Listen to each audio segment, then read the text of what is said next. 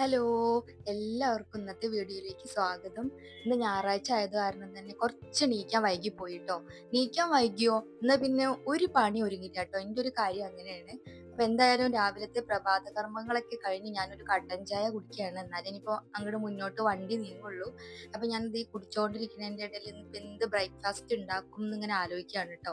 അപ്പൊ ഇന്ന് ഏട്ടൻ നേരത്തെ പോയി ചായ മാത്രമേ കുടിച്ചിട്ടുള്ളൂ. അപ്പൊ ഞാനും എൻ്റെ 2 മക്കളും മാത്രമേ ഉള്ളൂ. അപ്പൊ ഞാനൊരു ഗോതമ്പ് പുട്ട് ഉണ്ടാക്കാന്ന് വിചാരിച്ചു ട്ടോ. അപ്പൊ നമുക്ക് വേണ്ട ഗോതമ്പ് പൊടി എടുത്തിട്ട് അതിലേക്ക് ഞാൻ ഉപ്പുവെള്ളം തളിച്ചിട്ട് കൊടുക്കാം ട്ടോ. ഉപ്പുവെള്ളം തളിച്ച് നമ്മളിങ്ങനെ കുഴയ്ക്കുമ്പോൾ അതുപോലെ കട്ട പിടിച്ചിട്ട് വരും. ഇത് വെച്ചപ്പോ എങ്ങനെയാ പുട്ടുണ്ടാക്കാന്നല്ലേ?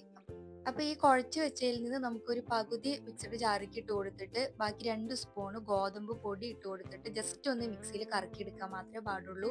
ഒരുപാട് നേരം മിക്സിയിലിട്ട് അടിച്ചിട്ടുണ്ടെങ്കിൽ അത് വീണ്ടും കുഴഞ്ഞു പോകും.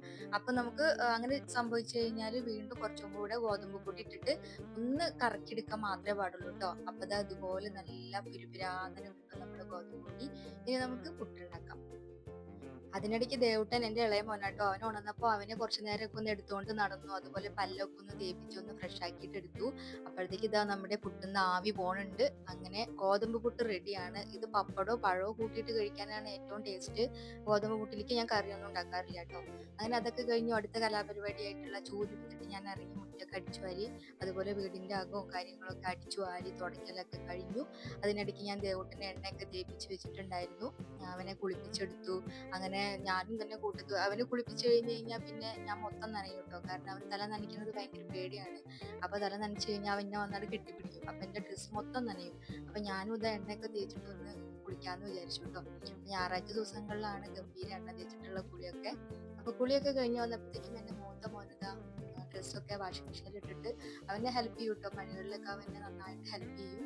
അപ്പൊ ഒരു ട്രിപ്പ് അവൻ തിരുമ്പി വെച്ചിട്ടുണ്ടായിരുന്നു. പിന്നെ കുറച്ചും കൂടെ തിരുമ്പാനുള്ളത് ഞാൻ വാഷിംഗ് മെഷീനിൽ ഇട്ടിട്ട് തിരുമ്പി. കുളിക്കൽ കഴിഞ്ഞ് കഴിഞ്ഞാൽ പിന്നെ എനിക്കായാലും ദേവട്ടനായാലും ഭയങ്കര വിശപ്പാട്ടോ. എല്ലാവർക്കും ഒരു വിശപ്പാണ്. അപ്പൊ ഞാൻ എന്തെങ്കിലും വീട്ടിൽ ലഘുവായി എന്തെങ്കിലും ഉണ്ടെങ്കിൽ ഒന്ന് കഴിക്കും കേട്ടോ. അപ്പോൾ ഇത്രയൊക്കെ ഉള്ളൂ ഞങ്ങളുടെ രാവിലത്തെ ഒരു കാര്യങ്ങളെന്ന് പറയാൻ.